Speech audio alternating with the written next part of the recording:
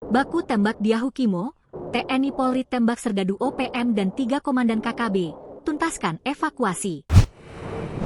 Elit TNI Polri memukul mundur OPM Kodap 16 Yahukimo, Batalion Yamuhe, Kanibal dan Sisibia pimpinan Kopi Tua Heluka hingga terkapar dan menuntaskan 1 pekan evakuasi. Tim gabungan yang terdiri dari Satgas Operasi Damai Kartens, Brimobda Polda Papua, Polres Yahukimo, dan Kodim 1715 Yahukimo ini berhasil mengevakuasi 7 korban penambang yang tewas diserang KKB. Juga menembak serdadu OPM yang melakukan gangguan, 3 komandan batalion di bawah pimpinan Kopi Tua Heluka dibuat tumbang dan kabur.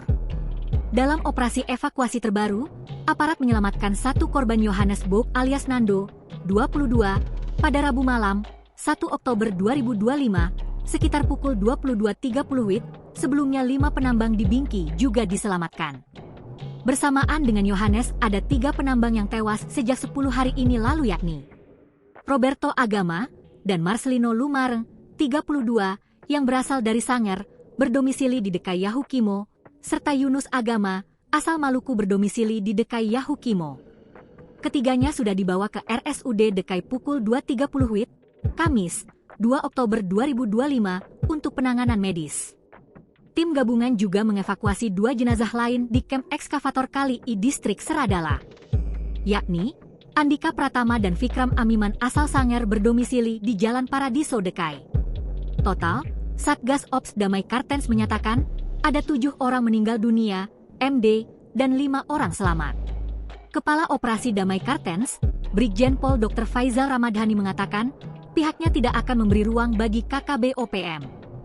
Kami akan kejar dan tangkap para pelaku serta bertindak tegas secara profesional terhadap siapapun yang terlibat dalam kejahatan bersenjata.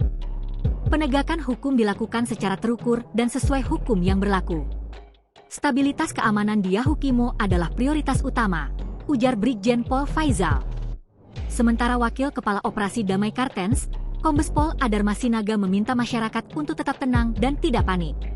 Satgas Ops Damai Kartens terus memperkuat koordinasi dengan jajaran kewilayahan, RSUD Dekai dan membentuk tim evakuasi gabungan guna memastikan penanganan korban maupun operasi penegakan hukum berjalan aman dan efektif.